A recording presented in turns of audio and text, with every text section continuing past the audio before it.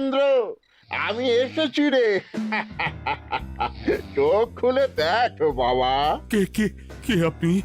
আমি স্বামী খটখটানন্দ। আমি জানতে পেরেছি তোর মনে সুখ নেই, তাই তো সেই সুদূর হিমালয় থেকে ছুটে এলাম। ও, আপনি কি করে জানলেন সাধু বাবা? ওরে পাগল ছেলের কথা শোনো। সন্তানের মনের কথা যদি জানতেই না পারি, তাহলে কিসের তপস্যা আর কিসের ধ্যান? কি জেনেছেন সাধু বাবা? 3 দিন ধরে মনে কোনো সুখ খুঁজে পাচ্ছি না, নানান রকম চিন্তায় জর্জরিত হয়ে রয়েছি। তার মধ্যে আজ 3 দিন হলো রানী বাপের বাড়ি গিয়ে রয়েছে। সুখ কি তোর একার? এই মায়ার সংসারে সুখ খুঁজে পাবি কি করি? তোর যে তপস্যার সময় হয়েছে বাবা। শোন, এই পাথরটা ধর। আমি যোগ বলে এই মন্ত্রপুত পাথর পেয়েছি। কাল পূর্ব দিকের নদীর পারে এই মন্ত্রপুত পাথর স্থাপন করবি। আমি চাই তুই নিজে এই পাথরের আরাধনা করিস। তাই ওইখানে এক কুটির বানিয়ে তুই একা থাকবি। একা? আর রানী? সংসারে দুঃখ ছাড়ার কিছুই নেই। তোর আসলে সুখ লুকিয়ে আছে ওই মন্ত্রপুত পাথরে। এই পাথর তোর মনে সুখ ফিরিয়ে আনবে আর এই গোটা রাজ্যে শান্তি বজায় রাখবে। ঠিক আছে বাবা।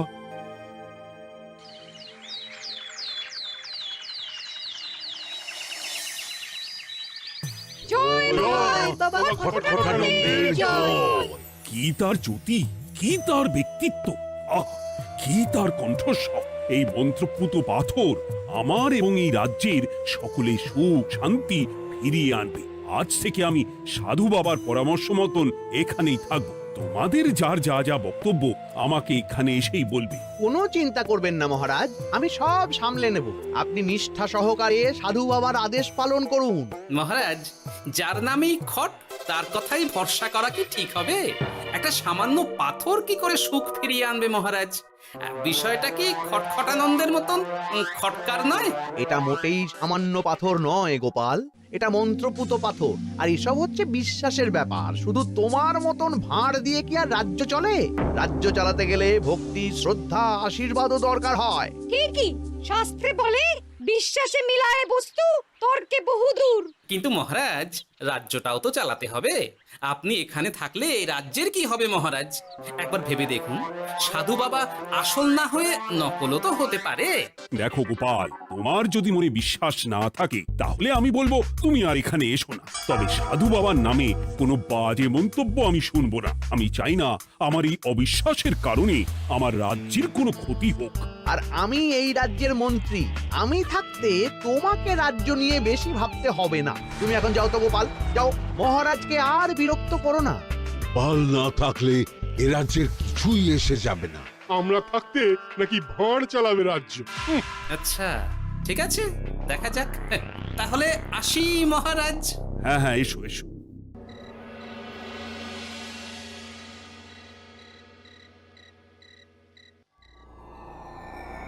মহারাজ, রানী, তুমি ফিরে এসেছো? এ আমি কি শুনছি মহারাজ? আপনি নাকি প্রাসাদে ফিরবেন না ঠিক করেছেন? হ্যাঁ রানী, তুমি ঠিকই শুনেছো।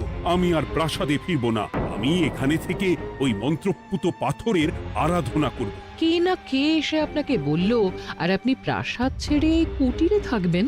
আপনার শরীর খারাপ করবে মহারাজ, আপনি ফিরে চলুন। কে না কে নয় রানী, স্বামী খটখটানন্দ খুব বড় সাধু। উনি যোগ বলে আমার দুঃখের কথা জানতে পেরে সেই হিমালয় থেকে ছুটে এসেছেন আমাকে ওই পাথর দিতে। তুমি আমায় ফিরতে জোর করো না রানী। আর আপনার রাজ্য, আপনার প্রজারা, তাদের কি হবে মহারাজ? সে নিয়ে তুমি ভেবো না রানী। আমি এখানে বসেই মন্ত্রীকে দিয়ে সবটা সামলে নেব। তাহলে আমিও আপনার সাথে এখানে থাকবো।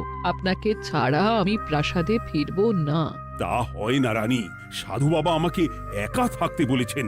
এসব ধ্যান যোগ আরাধনা একা করতে হয়। গোপাল সবটা জানে মহারাজ। আমার সামনেও নাম করবে না রানী। গোপালের কত বড় সাহস তুমি ভাবো একবার। ও বলে সাধু বাবা ভণ্ডও হতে পারে। আমার তখন ইচ্ছা করছিল ওর মাথার যে কটা চুল আছে সেটাও ছিঁড়ে নিতে। না না, আমি আর গোপালের মুখ দেখতে চাই না। আপনি উত্তেজিত হবেন না মহারাজ, আপনি বিশ্রাম করুন, আমি আবার কাল আসবো।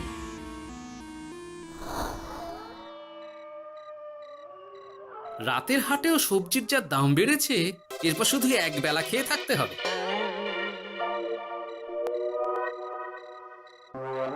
কি হে ভোলা, বাড়ি না গিয়ে এখানে বসে আছো কেন? দুঃখের কথা কি আর বলবো তোমায় গোপাল দাদা। বলোই না, শুনে দেখি। সামনে বর্ষা আসছে, বাড়ির ছাদটাও মেরামত না করলেই নয়, কিন্তু আমার কাছে তো এখন এত টাকা নেই। তাই ওই গিন্নির সাথে পরামর্শ করে গেলাম মহারাজের কাছে সাহায্য চাইতে। থামলে কেন, পুরোটা বলো। কি আর বলবো গোপাল দাদা, মহারাজের উত্তর শুনে আমি তো অবাক। সবই তো বুঝলাম ভোলা, কিন্তু আমার যে কিছুই করার নেই। সাধু বাবা বলেছেন আজ থেকেই রাজ্যের সব সুখ দুঃখের দায়িত্ব ওই মন্ত্রপুত পাথরে। তুমি চিন্তা করো না, এক কাজ করো, তোমার সমস্যার কথা গিয়ে ওই মন্ত্রপুত পাথরের কাছে জানাও। আর তোমরাও আজ থেকে তোমাদের যা চাওয়া পাওয়া আছে সব গিয়ে ওই পাথরকে জানাবে। যা করার পাথরই করবেন। একবার যদি ওই সাধুকে হাতের কাছে পাই না, তাহলে ওই পাথর দিয়েই বেটার মাথা ফাটাবো। কিছু বললে গোপাল দাদা? না, কিছু বলিনি। যাও, তুমি বাড়ি যাও, চিন্তা করো না, দেখি কি করা যায়।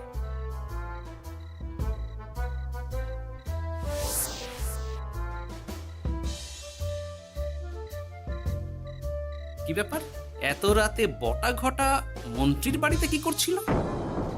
কি বটা ঘটা, আজকে মন্ত্রী মশাইয়ের বাড়ি খাওয়া দাওয়া ছিল? খাওয়া ছাড়া কি অন্য কিছু আসে না তোমার মাথায়? চ চ চ, আমাদের অনেক কাজ আছে, চ। আরে এত তাড়া কিসের? বাবা, বটা ঘটার এত কি গুরুত্বপূর্ণ কাজ যে একেবারে ছুটে পালালো? না, ব্যাপারটা তো সুবিধের ঠেকছে না।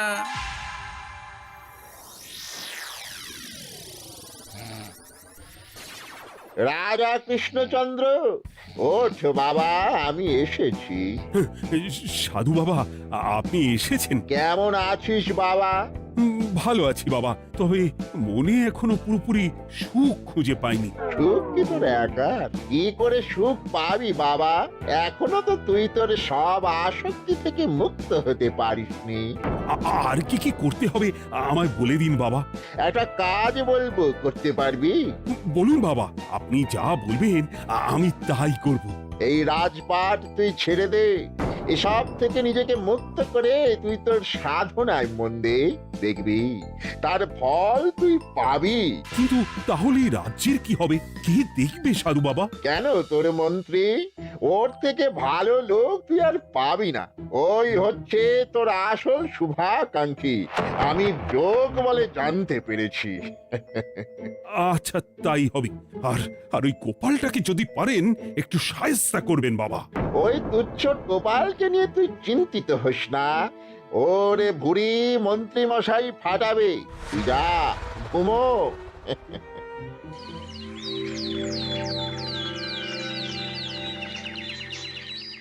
শোনো শোনো শোনো, আজ থেকে মহারাজ কৃষ্ণচন্দ্রের আদেশে এই রাজ্যের ভার এই রাজ্যের মন্ত্রীর। আর মহারাজ নিজে তার কুটিরে নিরিবিলিতে থাকতে চাইছেন। উনি চান না কেউ ওনাকে বিরক্ত করুক। তাই আজ থেকে যার যা সমস্যা সবাই মন্ত্রী মশাইকে জানাবে। মন্ত্রী মশাই যাকে যা বলবেন তাকে তাই শুনতে হবে। শোনো শোনো শোনো। না, মহারাজকে থামাতেই হবে, না হলে বড় বিপদ হয়ে যাবে। যাই।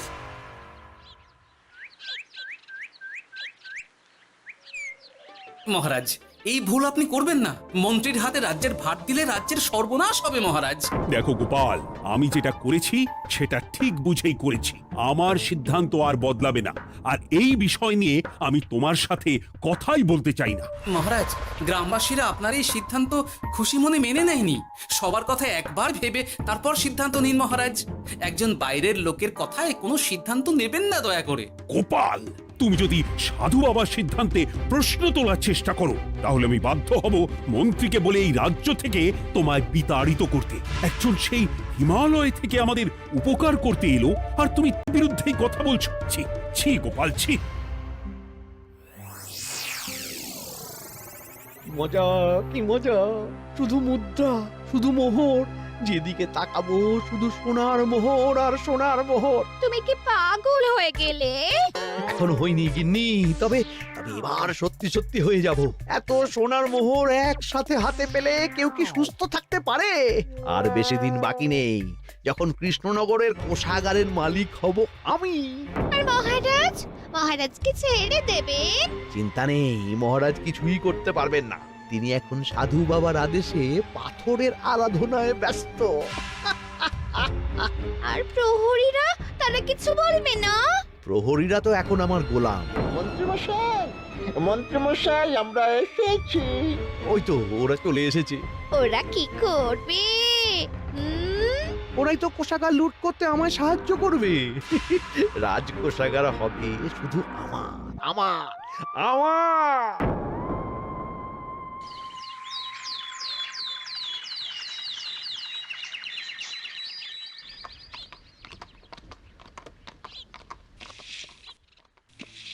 গোপাল, রানীমা, আপনি আমায় ডেকে পাঠালেই তো পারতেন। রাজ্যটার যে কি হবে গোপাল? মহারাজের উদাসীনতায় মন্ত্রী তো সব লুটে পুটে একাকার করে ছাড়বে। তুমি কিছু একটা করো গোপাল। সে তো আমিও বুঝতে পারছি রানীমা, কিন্তু হাজার চেষ্টা করে ও মহারাজকে বোঝাতে পারছি না। মহারাজ সাধু বাবার পাল্লায় পড়ে আর কিছুই বুঝতে চাইছেন না। এই রাজ্য আর মহারাজকে একমাত্র রক্ষা করতে পারবে তুমি গোপাল। কিছু একটা করো। কি হয়েছে, তোমরা হট্টগোল করছো কেন? তুমি আর একটা বিহিত করো গোপাল দাদা, আমরা তো আর থাকতে পারছি না। তুমি এর এক বিহিত করো গোপাল। আচ্ছা, কি হয়েছে বলবে তো? মন্ত্রী মশাই সবার কাছ থেকে অগ্রিম কর চেয়েছে। সে প্রহরী পাঠিয়ে সবার বাড়ি বাড়ি বলে এসেছে দুদিনের মধ্যে অগ্রিম কর না দিলে সবাইকে ধরে কারাগারে ভরে দেবে। একে তো আমরা কোনো সাহায্য পাচ্ছি না, তার উপর আবার এই জুলুম কি করে মেনে নেব বলো তো গোপাল দাদা? আমাদের বাঁচাও গোপাল দাদা, আমাদের বাঁচাও, না হলে এই মন্ত্রীর জুলুমে আমরা সবাই মারা যাব। হ্যাঁ গোপাল, তুমি পারবে। কিছু একটা করো গোপাল, এই রাজ্যটাকে বাঁচাও। না, আর নয়, এবার এর একটা বিহিত করতেই হবে। শোনো, তোমরা সব নিজের নিজের বাড়ি যাও, আমি দেখছি কি করা যায়। মন্ত্রী দুদিনের মধ্যে কর চাইছে কেন? ওর আসল উদ্দেশ্য কি? না, বিষয়টার খোঁজ নিতে হচ্ছে। পুটি, এই পুটি। গোপাল দাদু, তুমি? শোন, একটা কাজ আছে বুঝলি, বটা ঘটার উপর নজর রাখতে হবে। পারবি তো? হ্যাঁ হ্যাঁ দাদু, এটা আর কি এমন কাজ? এই তোর হাতে ওটা কি রে? ও এটা পুতুল, বাবা এনে দিয়েছে। পাথরটা খুব চেনা চেনা লাগছে, কোথায় যেন দেখেছি। কোথায়? রে, সাধু বাবার দেওয়া পাথর। আর এটা একই পাথর মনে হচ্ছে। এই তোর বাবা এটা কোথায় পেয়েছে রে? তা তো জানি না, তবে শুনেছি পাশের গ্রামে। বাহ, পাথরগুলো দেখতে তো খুব সুন্দর। এই সব পাথর তোমার? আজ্ঞে হ্যাঁ, আমি এই পাথরের মূর্তি বানাই। এই পাথর কি তুমি বিক্রি করো? না না, শুধু পাথর তো বিক্রি করি না। এটা কি? ও, ওটা আমি আমার সব পাথরের একটা চিহ্ন দিয়ে রাখি। এতে বোঝা যায় যে এই পাথরের মূর্তি আমার তৈরি। বাহ, চমৎকার কাজ করেছো। তোমাকে যে কি বলে ধন্যবাদ দেব তুমি জানো না। কৃষ্ণনগরের কত বড় উপকার তুমি করলে। গোপাল দাদু, ও গোপাল দাদু, গোপাল দাদু, গোপাল দাদু। কি ব্যাপার, এত সকাল সকাল? ভালো খবর এনেছিস মনে হচ্ছে। শুধু ভালো নয় দাদু, একেবারে গরম খবর। দাদু, রহস্য আমরা ফাঁস করে ফেলেছি দাদু। বলিস কি রে? শুনি শুনি। কাল রাতে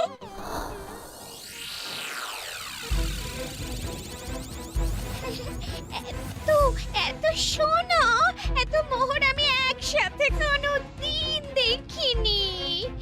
ও, এইসব আমাদের?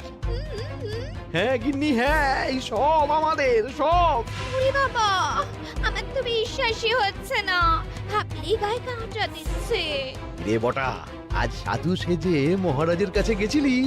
হ্যাঁ, মহারাজ তো আজ প্রায় পা ছুঁয়ে প্রণাম করতে যাচ্ছিলেন, ওই কোনো মতে ঠেকিয়েছি। বলেছি প্রণাম নেওয়া আমার গুরুর বারণ আছে। আর আমি তো আজ এমন ধোঁয়া দিয়েছি যে মহারাজ একেবারে কেসে কেসে অস্থির। আর মাত্র 2 দিন, এই 2 দিন খেলাটা চালিয়ে যেতে পারলেই কেল্লা ফতে। আচ্ছা, এবার আমার কাছে পুরো বিষয়টা পরিষ্কার হলো। বাহ, তোরা দারুণ কাজ করেছিস রে। এবার শুধু আজ রাতে প্রমাণটা পেলেই হয়ে যাবে।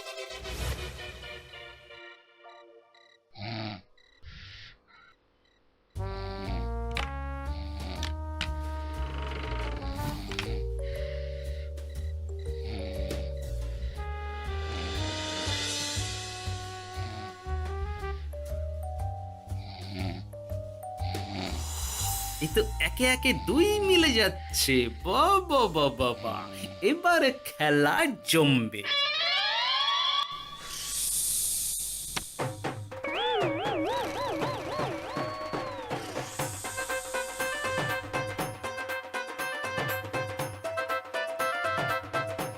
এই ঘটা ঘটা রে, এই ঘরে এত ধোঁয়া এলো কি করে রে? সত্যি তো, এত ধোঁয়া এলো কি করে? ঘরে কি আগুন লাগলো নাকি রে? এই বটা, ওটা কি রে? হ্যাঁ, এ তো ভূত। আমরা তো কিছু করিনি। আমরা কিছু করিনি, বিশ্বাস করো ভূত দাদা, আমরা কিছুই করিনি। তোরা আমাদের পূর্বপুরুষের প্রস্তর খণ্ড নিয়ে এসেছিস, তোদের এত বড় সাহস! আজ আমরা তোদের ঘাড় মটকাবো। আমরা কোনো খণ্ডমণ্ড নিইনি ভূত দাদা। এই কথা, তুই কি ওনাদের কোনো খণ্ড এনেছিস? না না না না না, আমি তো অমন কিছু আনিনি। আমার মনে হয় ওই আপনাদের কোথাও একটা ভুল হচ্ছে। মহারাজকে ওই পাথর তোরা কোথা থেকে এনে দিয়েছিস? ওটাই আমাদের প্রস্তর খণ্ড, আমাদের 5 পুরুষের সম্পত্তি। ওটা তো আমরা পাশের গ্রামে এক মূর্তি কারিগরের থেকে চুরি করে এনেছি। আপনারা যান না, যান, ওই কারিগরের কাছে ওরকম অনেক পাথর আছে। আমাদের ওটাই চাই। ও বাবা, উনি আবার কে? আমাদের দাদু, 3য় পুরুষ। ও দাদু, এই চুরি ভূত দাদু, ওটা আনতে গেলে না মন্ত্রীমশাই আমাদের খুব মারবে। খা, ওদের মুন্ডু চিবিয়ে খা। না না, ওরকম করবেন না দাদু ভূত, তাতে আমাদের খুব লাগবে। তাহলে বল, মন্ত্রীর আসল উদ্দেশ্য কি? 2 দিন পর ও কি করবে? 2 দিন পরে মন্ত্রীমশাই কোষাগার লুট করে এই রাজ্য থেকে পালাবেন। এবার আমাদের ছেড়ে দিন দাদু ভূত। তোদের ছাড়তে পারি একটাই শর্তে। বলুন বলুন।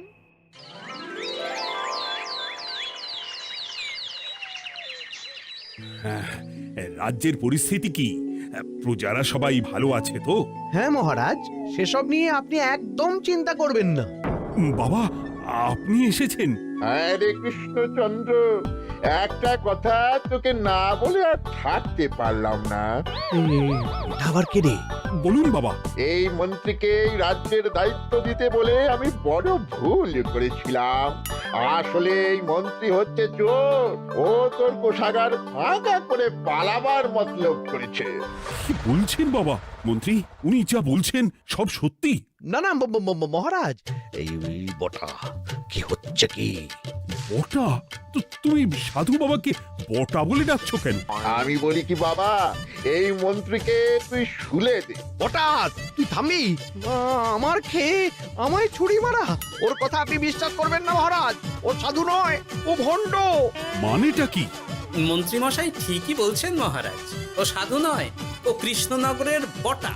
এসব আপনার আদরের মন্ত্রীর কাজ মহারাজ। মন্ত্রী আপনার রাজ্য লুট করার মতলব করেছে, তাই বটাকে সাধু সাজিয়ে আপনার মন জয় করে প্রথমে আপনাকে প্রাসাদ থেকে তাড়িয়েছে, তারপর রাজ্যপাট নিজের হাতে নিয়ে কোষাগার হাতিয়েছে। আর এই পাথর কিসের গোপাল? পাথর? পাথর এই কারিগরের মহারাজ। উনি পাশের গ্রামে এই পাথর দিয়ে মূর্তি গড়েন। মন্ত্রী বটাকে দিয়ে এই পাথর চুরি করিয়েছে।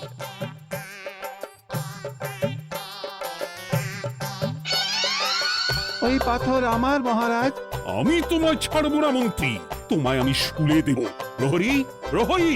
কেউ আসবে না মহারাজ। প্রহরীরা এখন আমার কথা ছাড়া আর কারুর কথা শুনবে না। আমি এখন আপনাদের সামনে দিয়ে আপনার কোষাগার নিয়ে চলে যাব, আর আপনারা শুধু দাঁড়িয়ে দাঁড়িয়ে দেখবেন। রে ন্যাপলা পুঁটি গুলটে, মন্ত্রীকে বেঁধে ফেল। এত সোজা নয় গোপাল, দেখবে? প্রহরী, প্রহরী! চেঁচান চেঁচান, আরো জোরে চেঁচান, কিন্তু ফল হবে না। আপনার প্রহরীরা সব গ্রামবাসীর হাতে বন্দী। আমায় ছেড়ে দিন মহারাজ, আমার ভুল হয়ে গেছে। এমন ভুল আমি আর করবো না মহারাজ, আমায় ছেড়ে দিন। ছেড়ে দেব? তোমার ব্যবস্থা আমি করছি। কিন্তু গোপাল, আমার মনের সুখের কি হবে? আমি কি আর সুখী হতে পারবো না? কেন পারবেন না মহারাজ? রাজার আসল সুখ তো তার প্রজার সুখে। একদম ঠিক কথা বলেছে গোপাল। প্রজার সুখেই রাজার সুখ। ঠিক গোপাল, ঠিক। তুমি না থাকলে যে আমার কি হতো? জয় গোপালের জয়! জয় গোপালের জয়।